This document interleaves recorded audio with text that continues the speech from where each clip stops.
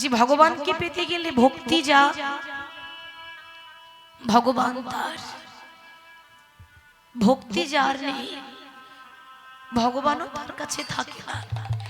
রাধে, আমাকে পেয়েছো বলে তোমার মনে অহংকার হয়েছে, তোমায় বুঝিয়ে দিলাম অহংকারে ভগবান পাওয়া যায় না। সেদিন গোপীরা গোপী গীত গিয়েছিলেন, তবে ভগবান শ্রীকৃষ্ণ পুনরায় রাধারানীকে নিয়ে রাসলীলা সম্পূর্ণ করেছিলেন। এর থেকে শিক্ষা পাওয়া যায় যে রাস পূর্ণিমার দিনে সবাই গোবিন্দের কাছে প্রার্থনা করবেন, দয়াময় তোমার কাছে আমার একটাই নিবেদন, টাকা পয়সা গাড়ি বাড়ি কিচ্ছু চাই না, আশীর্বাদ করো, তোমার রাঙা চরণে যেন আমার মতি থাকে, আর তোমার নাম গাইতে গাইতে তোমায় ভালোবাসতে বাসতে কোনোদিনও যেন মনের মধ্যে অহংকার না আসে দয়াময়। এইভাবে যদি কেউ ডাকতে পারে তবেই গোবিন্দ তাকে কৃপা করবে। রাস পূর্ণিমার দিনে গোবিন্দের কাছে এই প্রার্থনা করবেন যেন প্রভু ওই গোপীদের মতো যেন আমাদের মনে অহংকার না আসে। সেই আনন্দের দিন আমাদের কাছে, আজও আমাদের কাছে মহা মহা আনন্দ। কারণ উৎসব তো অনেক আছে, কিন্তু এটা হলো মহা মহা মহোৎসব। এটা উৎসব নয়, এটা মহোৎসব। সকল ভক্তের চরণ ধুলো মস্তকে নিয়ে আস্বাদন করব একটা ভক্তের কথা, পরম ভক্ত ভক্ত জয়দেব পদ্মাবতীর কথা। তার আগে একটু গৌর হরির ভাব দর্শন করে নেব। শ্রীধাম নবদ্বীপের মাটিতে প্রেমের ঠাকুর গৌরাঙ্গ সুন্দর ধুলাই গড়াগড়ি দিয়ে নাম করছেন। কেন? ধুলার মধ্যে কি এমন আছে বাবা যে ধুলোতে ভগবান নাম করছে? মায়েরা, যে জায়গায় বসে আপনারা কীর্তন শুনছেন, নিয়ম আছে, লীলা কীর্তনের শেষে কেউ যদি এই জায়গাটাতে গড়াগড়ি দিয়ে যেতে পারে, তার ত্রিতাপ জ্বালা দূরীভূত হয়ে যায়, তার মনের মধ্যে মন শান্ত হয়ে যায়, মনের মধ্যে কোনো চঞ্চলতা থাকে না, তার মন পবিত্র হয়ে যায়। তার প্রমাণ কি? তার প্রমাণ ভগবান হয়ে নদিয়ায় গড়াগড়ি দিচ্ছে। কেন? শুধু ভক্তের চরণের ধুলো গায়ে মাখবো বলে। একদিনের ঘটনা, শাস্ত্র প্রমাণ আছে। একবার ভগবান শ্রীকৃষ্ণ ব্যাসদেবকে প্রশ্ন করছেন। বাবা, ব্যাসদেবটাকে না, যিনি ভাগবত গীতা রচনা করেছেন, ভাগবতের রচয়িতা, তাকে ভগবান প্রশ্ন করছে, ব্যাসদেব তুমি তো বড় পণ্ডিত, তুমি ভাগবত লিখেছো, তুমি জ্ঞানী, অনেক দিন হয়ে গেল জানো, আমার মনের মধ্যে একটা প্রশ্ন আছে, আমি ভাবছি আমি তোমায় জিজ্ঞাসা করব, কিন্তু বলার সুযোগ আমি পাই না। তুমি তো জ্ঞানী, তুমি তো পণ্ডিত, আমার একটা প্রশ্নের উত্তর দেবে? বাবা, ব্যাসদেব কিরকম ভক্ত দেখুন, একেই বলে প্রকৃত ভক্ত। এত বড় পণ্ডিত হয়ে মাথা নিচু করে বলছে, প্রভু আমি কি পারবো তোমার প্রশ্নের উত্তর দিতে?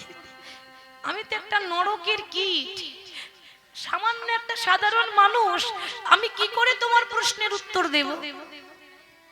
যারা সত্যি সত্যি জ্ঞানী হয়, যারা সত্যি সত্যি পণ্ডিত হয়, তারা অহংকার করে বলে না যে আমি এটা জানি, আমি ওটা জানি। দেখবেন সব জানে, তবু যদি জিজ্ঞাসা করেন তা জ্ঞানী মানুষরা কি বলে? বাবা আমি তো কিছু জানি না, আমি অধম, আমি আর কি বলবো। এটা জ্ঞানীদের লক্ষণ। তাহলে ব্যাসদেব বলছে, প্রভু আমি একটা মূর্খ, আমি কি করে তোমার প্রশ্নের উত্তর দেব? পারবে, পারবে, তুমি ছাড়া আর কেউ পারবে না। আমার একটা প্রশ্নের উত্তর দিয়ে দাও, যে ভক্তরা আমার নাম শোনে, যে ভক্তরা দূর দূরান্ত থেকে ছুটে আসে শুধু দুটো হরি কথা কৃষ্ণ কথা শুনবো বলে, তারা আমার নাম শুনে কি আনন্দ পায়? আমার নামের মধ্যে কি এমন আছে যে এই হরি হরি করে সবাই পাগল হয়ে গেল? আমার নামের মধ্যে কি এমন সুখ আছে তুমি বলে দাও। ব্যাসদেব বললেন, প্রভু এই প্রশ্নের উত্তর তো তুমি কোনোদিনও জানতে পারবে না দয়াময়। কেন জানো? যে রসগোল্লা, ওমা রসগোল্লা কি জানে তার স্বাদ কেমন? কি গো সে জানে? রসগোল্লা নিজে জানে না যে তার স্বাদ কেমন। জানবে কে? যে রসগোল্লা খায় সে জানে যে রসগোল্লার স্বাদ কেমন। প্রভু তোমার নাম শুনে যে কি আনন্দ পাওয়া যায়, তোমার নাম শুনে যে কি সুখ পাওয়া যায়, এটা তুমি ভগবান হয়ে কোনোদিনও জানতে পারবে না দয়াময়। একমাত্র যারা তোমার নাম শোনে তারাই জানে যে তোমার নামের মধ্যে কি আনন্দ আছে। ব্যস্ত তাহলে কি কোনো উপায় নেই? উপায় আছে। কি উপায় জানো? যদি কোনোদিন তুমি তো ভগবান, তুমি তো জগতের মালিক, যেটা কোনোদিন করনি সেটা তোমাকে করতে হবে। কি করতে হবে? যদি কোনোদিন কোনো ভক্তের চরণ দুটো বুকে জড়িয়ে ধরতে পারো, সেদিন জানতে পারবে দয়াময় তোমার নাম শুনে কি আনন্দ পাওয়া যায়। ভগবান মনে মনে চিন্তা করছে, তাহলে আমাকে চরণে ধরতে দেবে কে? কি গো বাবা, কেউ দেবে? আমরা মন্দিরে যাই, গোবিন্দের চরণ দুটো হৃদয়ে ধরে, কিন্তু ভগবান আমাদের চরণ ধরবে এটা কি আমরা কেউ মেনে নিতে পারবো বাবা? এটা তো হয় না, এটা তো অপরাধ। তাহলে ভগবান চিন্তা করছে আমাকে চরণে ধরতে দেবে কে? হঠাৎ একজনের কথা মনে পড়ে গেল। সে কে গো? 24 ঘন্টা নারায়ণ নারায়ণ করে। কি নাম তার? বাহ, নারদ। আমি নারদের কাছে যাই, নারদ তো আমাকে বড্ড ভালোবাসে। আজ আমিও দেখতে চাই, আজ আমিও জানতে চাই যে আমার নারদ আমাকে কতটা ভালোবাসে। ভগবান নারদের কাছে গেছে। নারদ, ও নারদ, এ কি প্রভু তুমি এসেছো? আরে কোনো প্রয়োজন থাকলে তুমি আমায় বলতে পারতে, আমি তোমার কাছে চলে যেতাম, তুমি কেন কষ্ট করে এলে? নারদ, আজকে দরকারটা আমার পড়েছে তো, তাই আমি তোমার কাছে ছুটে এসেছি। নারদ, কোনোদিন তোমার কাছে কিছু চাইনি, আজ আমি জগতের মালিক ভগবান হয়ে তোমার কাছে আঁচল পেতে দাঁড়িয়ে আছি ভিখারি সেজে। আজ যদি আমি কিছু চাই, তুমি আমায় খালি হাতে ফিরিয়ে দেবে না তো নারদ? নারদ বলছে, কি বলছো প্রভু? আমার দেহ মন প্রাণ সবই তো তোমার, আর দেওয়ার মতো কি আছে বলো? নারদ, ভগবান তো কখনো ভক্তের দেহ দেখে না, ভগবান তো কোনোদিন ভক্তের রূপ দেখে না। আমি দেহ মন প্রাণ নিতে আসিনি, আমি এই মুহূর্তে কি নিতে চাই জানো? এমন একটা বস্তু নিতে এসেছি যা পয়সা দিলেও কোনো বাজারে কিনতে পাওয়া যায় না। সে কি? পয়সা দিলে কেনা যায় না, কিনতে পাওয়া যায় না, এমন কি আছে? আছে, আছে। ওটা বাজারে পাওয়া যায় না, ওটা হরিবাসরে পাওয়া যায়। নারদ, তোমার পায়ের যে ধুলোটা আছে, সেই চরণের ধুলোটা তুমি আমার মস্তকে দেবে দয়াময়? তুমি পাগল হয়ে গেলে? এই জগতে এত এত দামি দামি জিনিস থাকতে তুমি আর কিছু পেলে না, তুমি আমার পায়ের ধুলো নিতে এসেছো? না না প্রভু, আমি পারবো না, তোমার অনেক ভক্ত আছে, তুমি অন্য কাউকে দেখে না। ভগবান বললেন, ও নারদ, সারা জীবন আমার কাছে দুহাত পেতে চেয়ে গেলে, কিন্তু বিনিময়ে কিছু দিতে পারলে না। বাবা, আমরা তো কলিযুগে মানুষ, আমরা মন্দিরে গিয়ে ভগবানের কাছে শুধু দুহাত পেতে চাই, বিনিময়ে কোনোদিন দিতে পারি না। সারা জীবন দাও দাও দাও দাও করে গেলাম, ভগবানের কাছে গিয়ে বলি, প্রভু আমার ছেলেটা যেন বড় হয়ে ইঞ্জিনিয়ার হতে পারে। কেউ বলছে, প্রভু আমার খোকা বড় হয়ে যেন ডাক্তার হতে পারে। প্রভু আমার শরীর যেন ভালো থাকে, আমাদের পরিবারের সবাই যেন ভালো থাকে। কিন্তু মা, কোনোদিন কেউ ভগবানকে প্রশ্ন করেছে, প্রভু তুমি যে আমাদেরকে ভালো রেখেছো, আমাদের ভালো রেখে তুমি কেমন আছো? প্রভু তুমি ভালো আছো তো? তোমার মনে কোনো দুঃখ নেই তো? এই প্রশ্নটা কেউ করে? করে না। কেন? আমরা নিতে জানি, দিতে জানি না। চাইতে জানি, বিনিময়ে দিতে জানি না। তাহলে দেবে কে? নারদ আমাকে চরণে ধরতে দিল না, তাহলে কে দেবে? একজন আছে মহাভারতে, পঞ্চ পাণ্ডবের স্ত্রী, যার নাম হলো বাবা দ্রৌপদী। এই দ্রৌপদী তো আমাকে ভালোবাসে, সেও তো আমার ভক্ত। দেখুন ঘটনাটা কি হচ্ছে। আমি দ্রৌপদীর কাছে যাই। ভগবান এসেছে কখন? গভীর রাত্রিবেলা, সবাই ঘুমিয়ে পড়েছে, দ্রৌপদীও ঘুমাচ্ছে বাবা। রাতের অন্ধকারে ভগবান ওই দ্রৌপদীর পায়ের তলায় এসে বসেছে। দ্রৌপদীর চরণ তলে এসে মনে মনে চিন্তা করছে, আহারে, এ জগতের ভক্তরা প্রতিদিন আমার চরণ জড়িয়ে ধরে, কিন্তু আমি কোনোদিনও আমার ভক্তের চরণ জড়িয়ে ধরতে পারি না। এ জগতের ভক্তরা আমার চরণে ধরে নয়ন জলে চরণ ধোয়ায়ে দেয়, কিন্তু আমার তো সুযোগ হয় না। আজ যখন সুযোগ পেয়েছি, এই সুযোগ আমি ছাড়তে চাই না। দ্রৌপদী তো ঘুমাচ্ছে, দ্রৌপদীকে না বলেই দ্রৌপদীর পা দুটোকে বুকে জড়িয়ে ধরে ভক্তের চরণ ধুলা কৃষ্ণ অঙ্গে মাখে, নিতাই গৌর অঙ্গে মাখে, ভক্তের চরণ ধুলা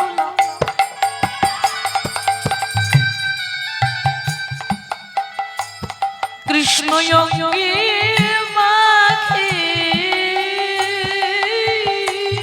ভক্তের চরণে ধুলা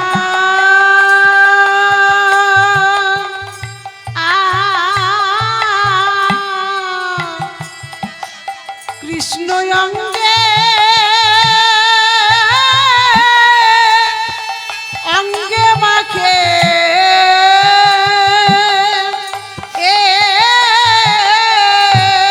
সে যে ভক্ত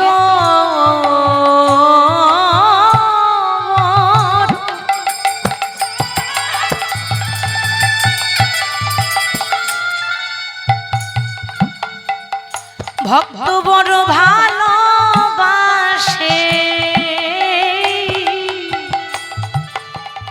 ভক্তের চরণে ধুলা অঙ্গে মাখে,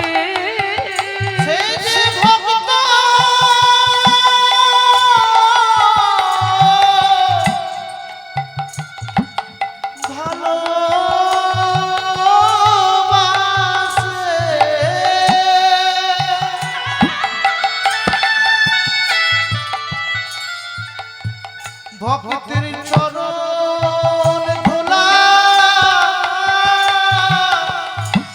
কৃষ্ণ অঙ্গে মাখে, সে যে ভক্ত বড়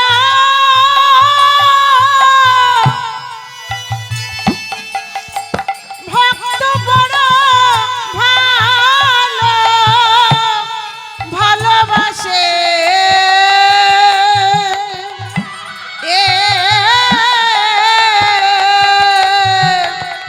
ভক্তের চরণে ধুলা অঙ্গে মাখে। বাবা এরকম দৃশ্য দেখেছেন? ভগবান হয়ে এক সামান্য মেয়ে দ্রৌপদীর পা দুটো জড়িয়ে ধরেছে, আর যেই না ভগবান দ্রৌপদীর চরণে ধরেছে, হঠাৎ দ্রৌপদীর ঘুম ভেঙে গেল। আর যেই না দ্রৌপদীর ঘুম ভেঙে গেছে, অমনি দ্রৌপদী চিৎকার করে বলে উঠল, কে? রাতের অন্ধকারে আমার পা দুটোকে জড়িয়ে ধরে বসে আছো, কে তুমি? অন্ধকারে তোমায় দেখতে পাচ্ছি না, তোমার নাম কি? ভগবান বললেন, দ্রৌপদী, আমি জগতের মালিক এসেছি। আমাকে দেখতে গেলে হাজার হাজার হ্যালোজিন জ্বেলে দিলেও দেখা যাবে না, আমাকে দেখতে গেলে হাজার হাজার টিউবলাইট জ্বেলে দিলেও দেখা যাবে না। সবার মধ্যে একটা নয়ন আছে, সেটা হলো জ্ঞানের নয়ন। যতক্ষণ না জ্ঞানের নয়ন না খুলবে ততক্ষণ যে তুমি আমায় দেখতে পাবে না। ও তুমি এসেছো, জগতের মালিক কৃষ্ণ তুমি এসেছো, যার চরণ তলে গোটা বিশ্ব ব্রহ্মাণ্ডের মানুষ পড়ে থাকে, সেই মানুষটা আমার চরণ তলে কেন দয়াময়? কি হয়েছে তোমার? আমার পা দুটোকে জড়িয়ে ধরে বসে আছো কেন? দ্রৌপদী, আমার অনেক দিনের ইচ্ছা ছিল যদি কোনোদিন কোনো ভক্ত পায় তাহলে তার চরণে আমি জড়িয়ে ধরবো, কিন্তু কোনোদিন সুযোগ হয় না। আমি ভাবলাম তুমি যদি না দাও, তাই তোমাকে না বলে লুকিয়ে লুকিয়ে তোমার চরণ দুটো ধরেছিলাম। দ্রৌপদী হাসতে হাসতে বলছে, কৃষ্ণ তুমি যদি আমার পায়ে ধরবে তা লুকিয়ে লুকিয়ে কেন? একবার বলতেই তো পারতে, একবার চাইতেই তো পারতে। একবার যদি বলতে আমি 100 বার তোমাকে চরণের ধুলো দিয়ে দিতাম। দ্রৌপদী, তোমার ভয় করছে না? ভয় কিসের ভয়? লজ্জা ঘৃণা ভয়, তিন থাকতে নয়। যারা ভক্ত হয় তারা তো ভগবান ছাড়া আর কাউকে ভয় পায় না। শোনো দয়াময়, ভয় তো আমার সেদিনে চলে গেছিল যেদিন এই দ্রৌপদীর বস্ত্র হরণ হয়েছিল। মনে করো, দেখুন বাবা, বস্ত্র হরণের দিনে দুঃশাসন দ্রৌপদীর বস্ত্র ধরে টানছে, সামনে গুরুজন বসে আছে, পিতা তুল্য মানুষ বসে আছে, আর গুরুজনের সামনে ঘরের বৌমা, ঘরের কুলবধূ, একটা নারীর মানহানি হলো, কিন্তু সবাই দাঁড়িয়ে দাঁড়িয়ে দেখলো, কেউ প্রতিবাদ করলো না। আমি ভাবলাম যা, কেউ নেই তো কি হয়েছে, আমার 5টা স্বামী তো আছে, তারা তো আমাকে রক্ষা করবে। যখন বললাম স্বামী আমাকে রক্ষা করো, তারাও রক্ষা করতে পারলো না। আমার 5টা স্বামী পঞ্চ পাণ্ডব মাথা নিচু করে দাঁড়িয়ে রইলো। কেন? পাশা খেলায় হেরে গেছে, তাদেরও কিছু করার নেই। সেদিন আমি জানতে পারলাম দয়াময়, এ জগতে আমার আপন বলতে কেউ নেই তুমি ছাড়া। তুমি মাতা, তুমি পিতা, তুমি স্বামী, তুমি বন্ধু, তুমি ভাই। সেদিন যখন 2টি বাহু তুলে ডেকেছিলাম, হে বিপদ ভঞ্জন মধুসূদন রক্ষা করো, সেদিন তুমি একটা নয়, 2টো নয়, শত শত বস্ত্র দিয়ে দ্রৌপদীর লজ্জাটা নিবারণ করেছিলে। নিতাই গৌর হরি বল, হরি। আর যেদিন তুমি এই দ্রৌপদীর লজ্জা নিবারণ করলে, সেই দিন থেকে আমি আমার দেহ, মন, প্রাণ, জীবন, যৌবন সব তোমায় দিয়েছি। তাহলে বলতে পারো কৃষ্ণ, আমার সবই যদি তোমার হলো, তাহলে চরণে দুটো কি ওগো আমার বটে? চরণে দুটো কি আমার বটে? আমার দেহ মন প্রাণ,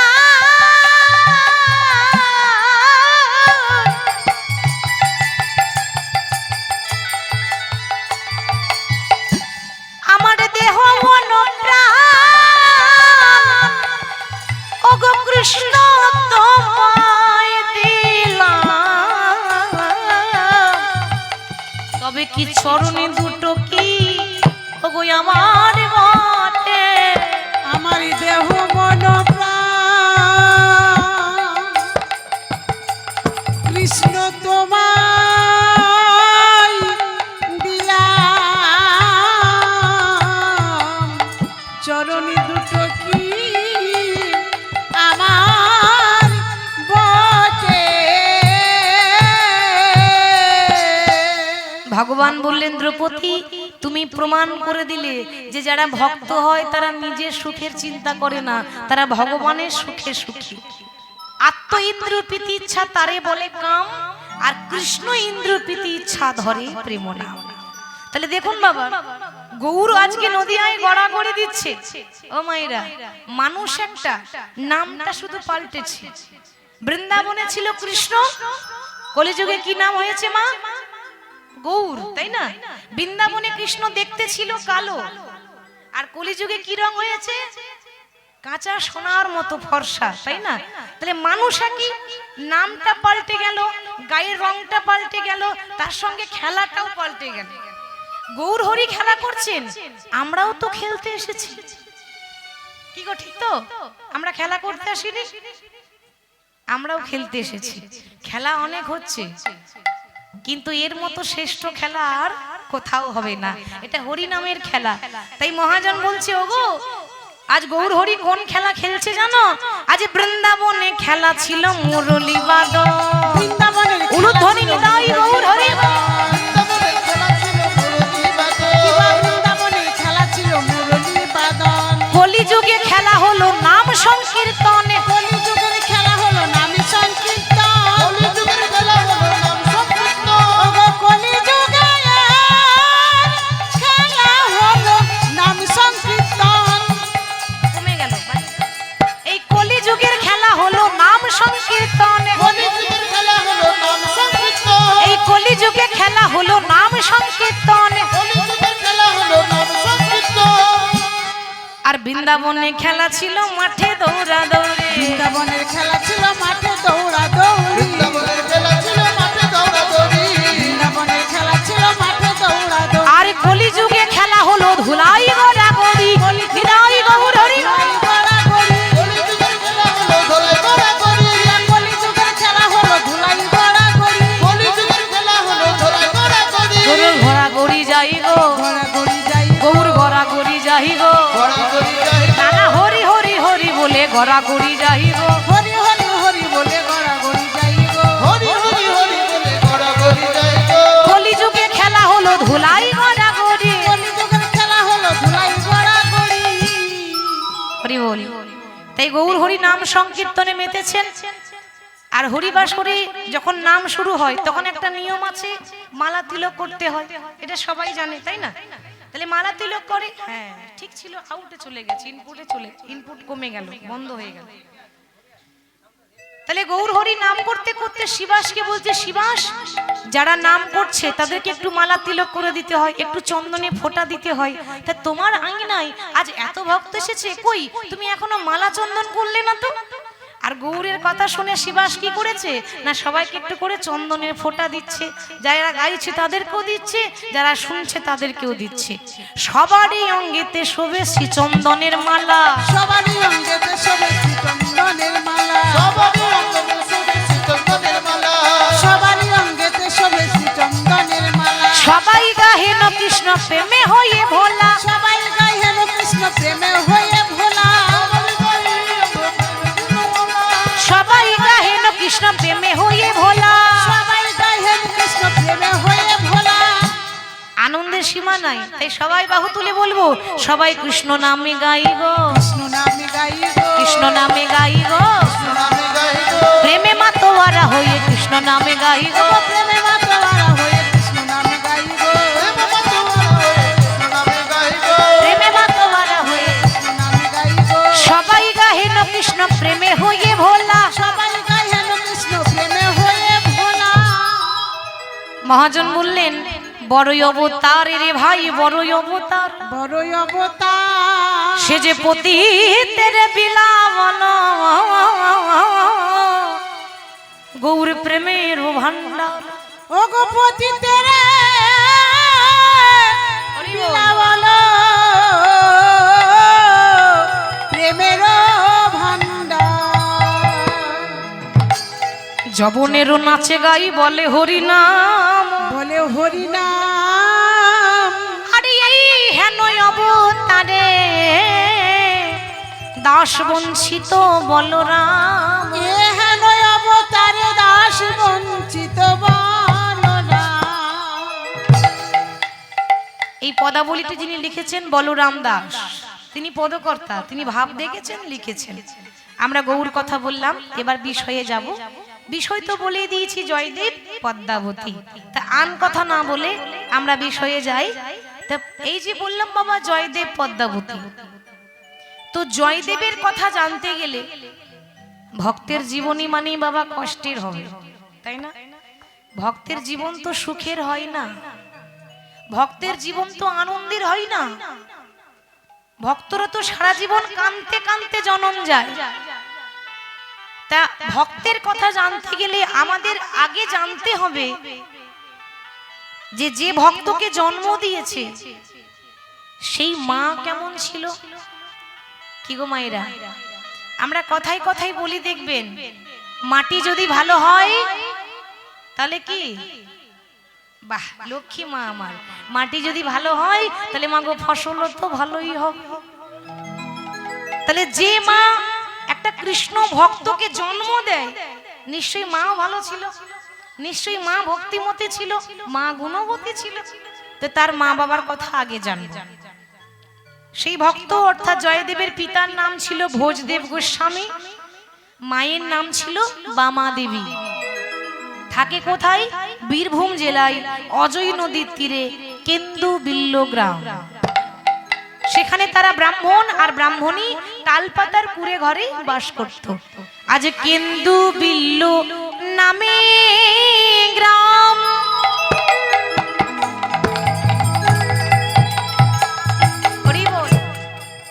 অজয় নদীর তীরে কেন্দ্র বিল্ল নামে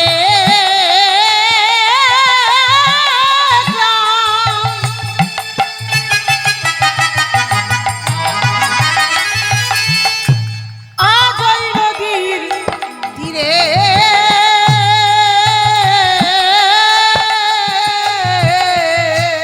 কেন্দু বিল্ল নামে গ্রাম।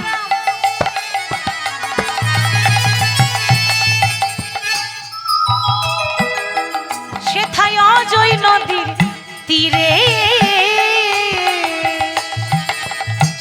কেন্দু বিল্ল নামে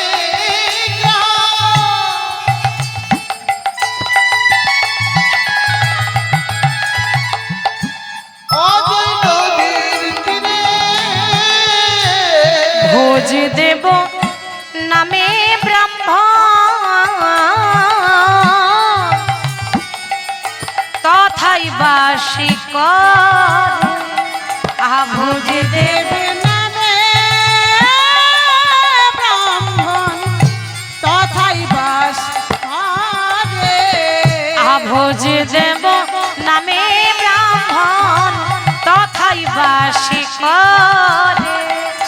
ভোজদেব নামে ব্রাহ্মণ তথায় বাস করে। অতি নিষ্ঠা বা তিনি,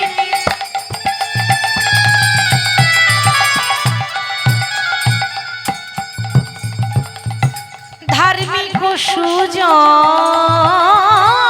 অতি নিষ্ঠাবান তিনি, ধার্মিক সুজন অতি নিষ্ঠা বানে তিনি,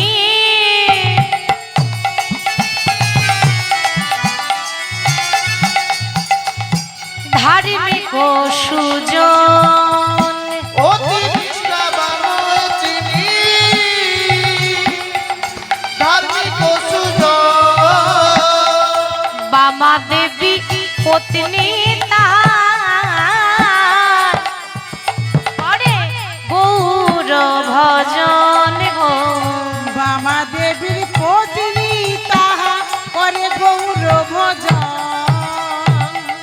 তাদের শয়নে গৌর, স্বপনে গৌর, তাদের শয়নে গৌর, স্বপনে গৌর, তাদের শয়নে গৌর, স্বপনে গৌর। শয়নে গো স্বপনে গো, তারা গৌর ছাড়া আন জানে না, শয়নে গৌর, স্বপনে গৌর। তারা গৌর ছাড়া আর জানে না। সদাই গৌর গৌর গৌর বলে, নিতাই গৌর হরি হরি আর জানে না। গৌর গৌর গৌর বলে। তারা গৌর ছাড়া আর জানে না। গৌর গৌর গৌর বলে। গৌর অনুগত প্রাণ তাদের।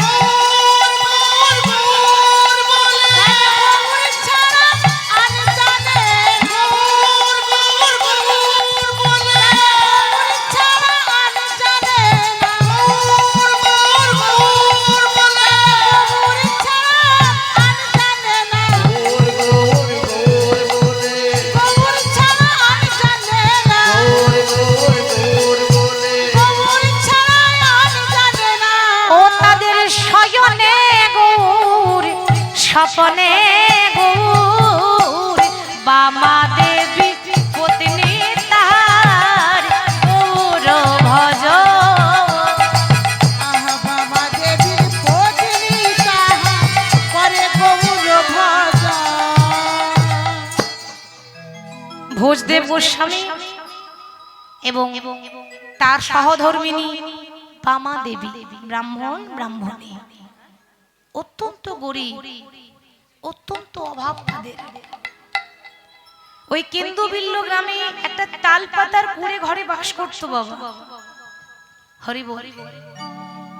আচ্ছা, এখানে প্রশ্ন আসে যে তারা যে গরিব ছিলেন, অত্যন্ত অভাব তাদের,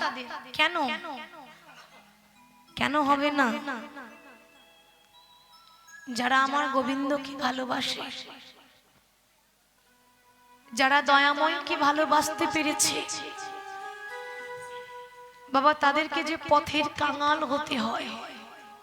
যারা ভগবানকে ভালোবাসে তাদেরকে পথের কাঙাল হতে হয়। কেন? ভগবানের মুখ নিঃসৃত বাণী, ভগবান নিজের মুখে বলেছেন, এ জগতে যে করি আমার আশ, আমি তারই করি সর্বনাশ। যারা বেশি হরি হরি করে,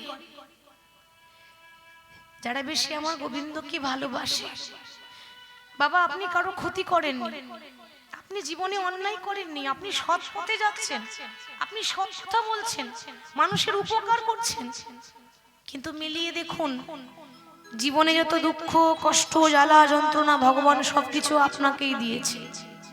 কেন না? ভগবান ভক্তকে কষ্ট দিয়ে, ভগবান ভক্তকে যন্ত্রণা দিয়ে যাচাই করে দেখে নেয় যে ভক্তটা আমার কতটা খাঁটি সোনা হতে পেরেছে।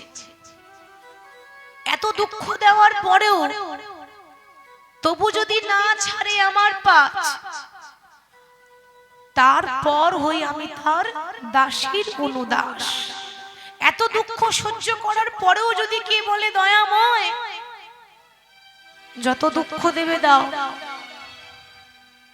যত কষ্ট দেবে দাও, তোমার কাছে একটা নিবেদন প্রভু, হাজার দুঃখ দিলেও হাজার কষ্ট দিলেও আমাকে যেন তোমার চরণ ছাড়া করে দিও না দয়াময়। আমি যেন তোমার চরণে থাকতে দিও, আমার জন্য তোমার চরণে একটু ঠাঁই দিও। এরকম যদি ভালোবাসতে পারে তবেই ভগবানের কৃপা পাওয়া যায়। বাবা, জ্ঞান দিয়ে ভগবান পাওয়া যায় না। তাহলে বড় বড় জ্ঞানী জ্ঞান দিয়ে গেছে, তারা তো ভগবান পেয়ে যেত। পাণ্ডিত্য দিয়ে ভগবান পাওয়া যায় না। ভগবান পাওয়া যায় একটা বস্তু দিয়ে, সেটা হলো ভক্তি। ভক্তি যদি আমার হৃদয়ে না থাকে তাহলে জ্ঞান দিয়েও বা আমার আর কি লাভ হলো? তাতেও কোনো লাভ নেই। তাকে পাওয়া যায় চোখের জল দিয়ে, নয়ন বাড়ি বরিশন করে। আর ভগবানকে ভালোবাসলে যে কতটা কাঙাল হতে হয় তার প্রমাণ দিচ্ছে রামায়ণ, প্রত্যক্ষ প্রমাণ। রামায়ণে এক ভক্ত ছিল, প্রসঙ্গটা যখন এলো তখন একটু ছোট করে বলি। সেই ভক্তের কথা আপনারা সবাই শুনেছেন। একটা নিচু জাতের মেয়ে, নাম ছিল চণ্ডালিনী শবরী। শবরীর কথা তো বাবা, সে নিচু জাত বলে কেউ ভালোবাসতো না। লক্ষ্য করুন, অবহেলা করতো, তুচ্ছ মনে করতো, কিছু মনে করতো না তাদেরকে। তো ওই ভক্ত শবরী, চণ্ডালের মেয়ে শবরী, মাত্র 5 বছর বয়সে নিজের বাবা মাকে হারিয়েছিল। মানে ছোটবেলায় তার মা বাবাকে সে হারিয়েছে। মা বাবা ইহলোক ছেড়ে পরলোকে গমন করেছে। ও মা, বলুন তো, একটা 5 বছরের ছেলে, একটা 5 বছরের মেয়ে, একটা 5 বছরের শিশু, ছেলে হোক মেয়ে হোক, একটা ছোট্ট শিশু যদি ভগবানকে পেতে গিয়ে যদি মা বাবাকে হারিয়ে ফেলে, তার জীবনে কত বড় দুঃখ। ছোট্ট মেয়েটি বনে বনে ঘুরছে, ঘুরতে ঘুরতে বলে উঠল, দয়াময়, আজ আমার আর কেউ রইল না দয়াময়। আজ আমার মা নেই, আজ আমার বাবা নেই, আজ আমার কেউ নেই, আমি বড় একা। কিন্তু একটা কথা জানি, এই জগতে যার কেহ নাই তার ভগবান আছে, তাই না বাবা? জীবনে কোনোদিন নিজেকে একা ভাববেন না, সব সময় মনে রাখবেন যে আজ আমার পাশে কেউ নেই, আমায় কেউ ভালোবাসে না, সবাই নিন্দা করে চর্চা করে করুক, কেউ নাই বা থাকলো, আমার দয়াময় তো আছে। তার ধৈর্য দেখুন বাবা, আমরা তো অধৈর্য কলিযুগের মানুষ, আমাদের ধৈর্য নেই। তার ধৈর্য দেখুন, ওই 5 বছরের মেয়েটি মনে মনে ভাবছে বেঁচে যদি থাকতেই হয়, ভালো যদি বাঁচতেই হয়, একজনকেই ভালোবাসবো, সে হলো প্রভু রামচন্দ্র। তো ওইটুকু মেয়ে রাম রাম রাম রাম রাম রাম রাম করতে করতে এত বয়স হয়ে গেল, আর ভালো করে হাঁটতে পারে না, হাতে একটা লাঠি ধরে যায়, লাঠি নিয়ে নিয়ে যাচ্ছে, কেন? বৃদ্ধা হয়েছে, বয়স হয়েছে। মনে রাখবেন, লাঠি কিন্তু একদিন আমাদেরকেও ধরতে হবে মা, তাই না? হরি বল। কোন বয়স্ক মানুষ যখন লাঠি হাতে নিয়ে রাস্তায় পেরিয়ে যায়, আমরা ব্যঙ্গ করি, আমরা ঠাট্টা করি, ওরে ওই দেখ বুড়ো হয়ে গেছে তো কি করে লাঠি নিয়ে যাচ্ছে দেখ। ভুলে গেলে তো হবে না, ওই রকম দিন তো আমারও আসবে, আমি তো চিরদিন এরকম থাকবো না, ওই রকম লাঠি তো একদিন আমাকেও ধরতে হবে। ওই জন্য তো বলছে বাবা, বেলা যে যায় বাসনায় আগুন দিতে হবে, তো আর তো কামনা বাসনা নিয়ে পড়ে থাকলে হবে না। অতি বৃদ্ধা সবরই একটা ছোট্ট ঝুপড়ি ঘরে বসে বসে বলছে, প্রভু এ জন্মে কি তোমার চরণ আমার পাওয়া হবে না? এ জন্মে কি আমি তোমার চরণ দুটো স্পর্শ করতে পাবো না? এ জগতে সবাই বলে তুমি নাকি কাঙালের ঠাকুর, এ জগতে সবাই বলে তুমি নাকি দয়াল হরি। তুমি যদি দয়াল হরি হয়ে থাকো, তুমি যদি কাঙালের ঠাকুর হয়ে থাকো, এই অভাগিনীর প্রতি কি কোনোদিনও তোমার দয়া হবে না? এই কাঙালের প্রতি কোনোদিনও কি তোমার দয়া হবে না? ভগবান সব সহ্য করতে পারে, একটা জিনিস ভগবানের সহ্য হয় না, ভক্তের চোখের জল ভগবান সহ্য করতে পারে না। কেউ যদি দুফোঁটা নয়ন বাড়ি ভরিষণ করে ডাকতে পারে, ভগবান কি থাকতে পারে গো? সবরই আসার পথে নয়ন দিয়ে বসেই আছে গোবিন্দ, অর্থাৎ রামচন্দ্র, যেই রাম সেই কৃষ্ণ, সেই ভগবানের আশায় সবরই এখনো পর্যন্ত বসে আছে। কেমন ভাবে গো? প্রভু আমি আশায় আশায়,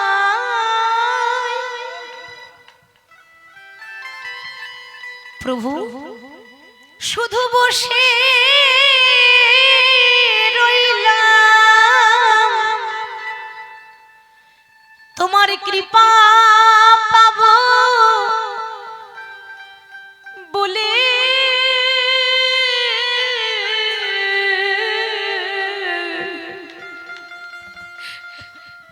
হরিদিন কবে মোর হবে? আমি আশায় আশায় নিতাই গৌর হরি বসে রইলাম, তোমারই কৃপা পাবো বলে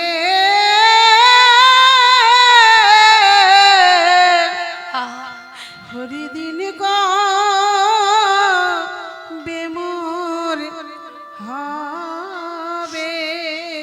প্রভু তোমার আশায় আশায় আমি বসে রইলাম, তোমার কৃপা পাবো বলে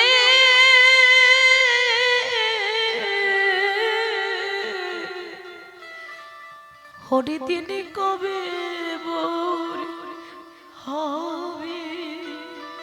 আমি আশা আশা বসে রইলাম, তোমারই কৃপা পাবো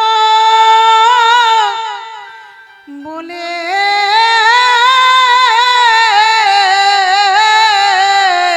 হরি বল। হরিদিন কবে মোর হবে। আশা যাওয়া ভবের মাঝে, প্রভু গো তোমায় ডাকা হলো না।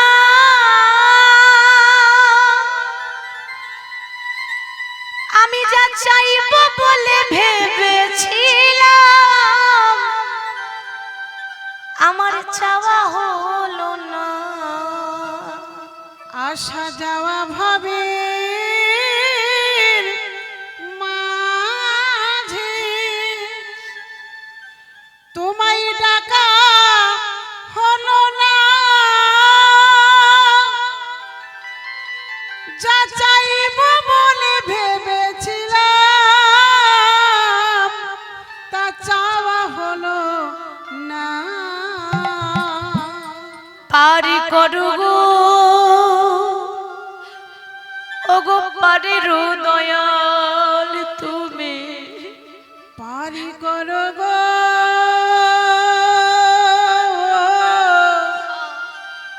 ও গো পারি দয়া। ভক্তের আকুল ডাক, ডাকলে তো হয় না বাবা, ডাকার মতো ডাকতে হয়।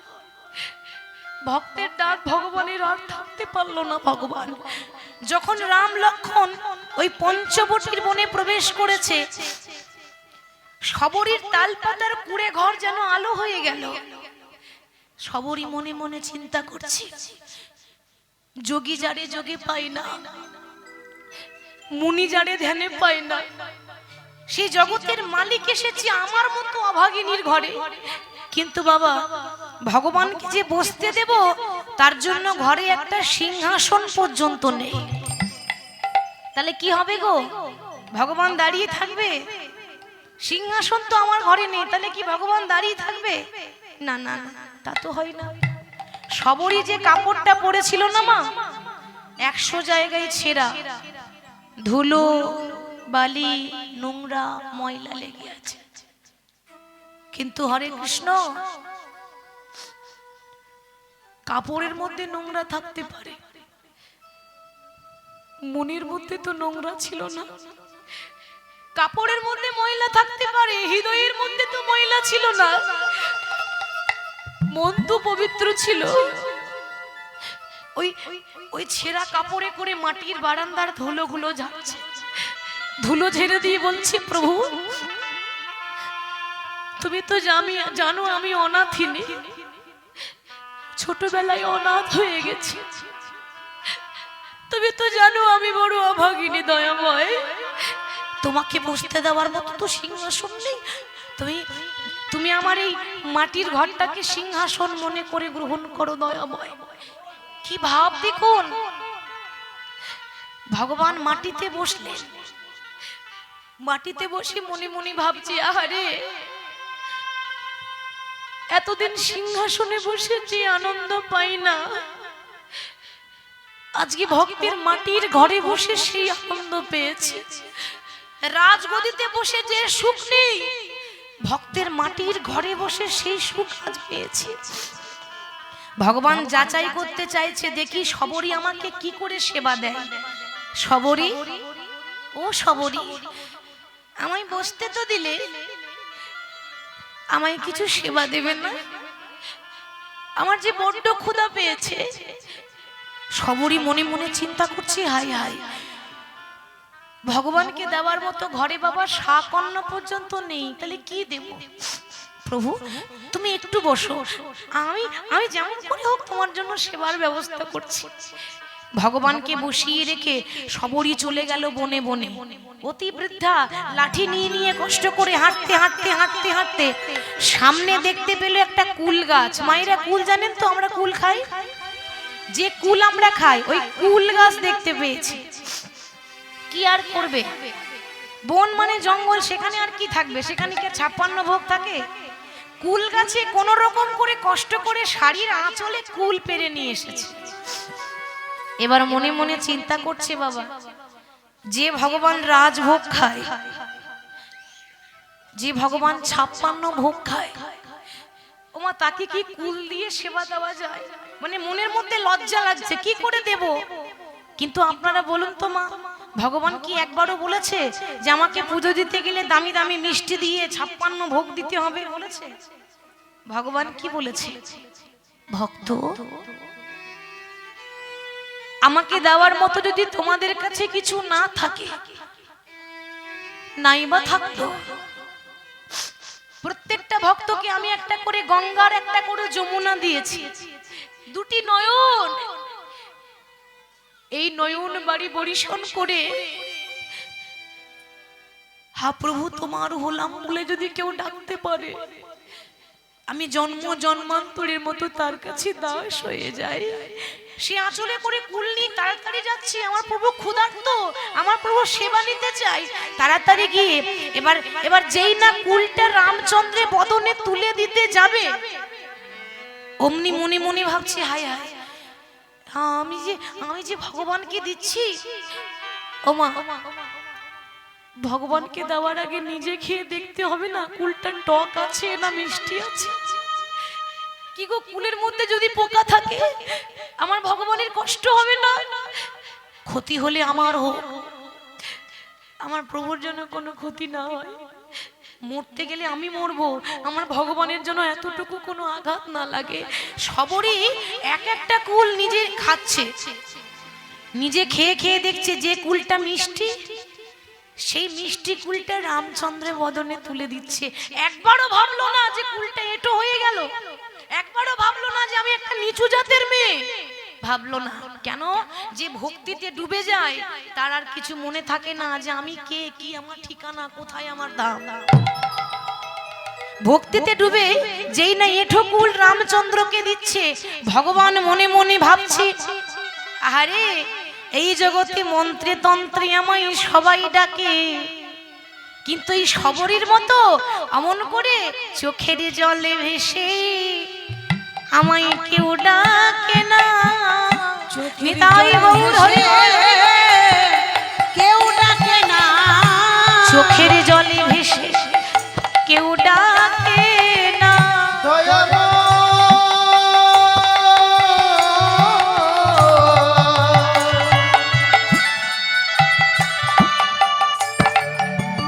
চোখের জলে ভেসে কেউ ডাকে না, আমায় মন্ত্রে তন্ত্রে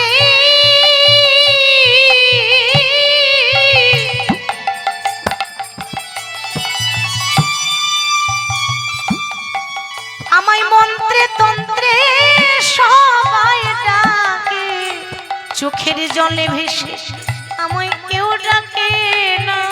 আমায় মন্ত্রে তন্ত্রে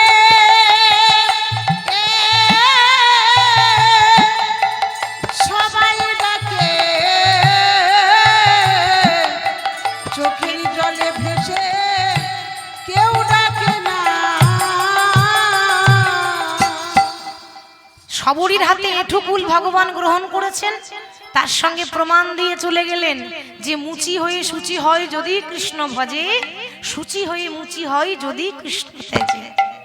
আরে ভক্তিতে ডাকিলে আমি চণ্ডালেরও হই, কিন্তু অভক্তিতে ডাকিলে কোনো ব্রাহ্মণেরও নয়। তাহলে ভগবান কার বাবা?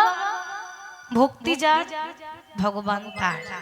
তাহলে আজকে সেই ভোজদেব গোস্বামী এবং বামা দেবী অত্যন্ত গরিব, একবেলা অন্ন জোটে একবেলা অন্ন জোটে না, সেই অভাবের সংসারে তারা তালপাতার কুঁড়ে ঘরে থাকে, কিন্তু রাধা কৃষ্ণের সেবা দেয়, প্রত্যেকদিন রাধা কৃষ্ণের ভজনা করে। প্রতিদিন রাধা কৃষ্ণের সাধনা করে, তো স্বামী স্ত্রী দুইজন বসে আজ করতালি দিয়ে প্রভুর নাম গাইছে। কেমন ভাবে? বদন ভরে গাউরে মন হরে কৃষ্ণ নাম। আমার লক্ষ্মী মায়েদের বলছে, একটু উলুধ্বনি দেওয়া যাবে? বাহ, অপূর্ব হয়েছে, সত্যি খুব ভালো হয়েছে। এবার সবাই দুটি বাহু তুলে করতালি দিয়ে বলবো, হরে কৃষ্ণ নামে জপ জপ যোগী রাম। একেবারে হরে গাউরে মন হরে কৃষ্ণ নাম জপ জপ যোগী রাম। একবারে বদনে ভরে গা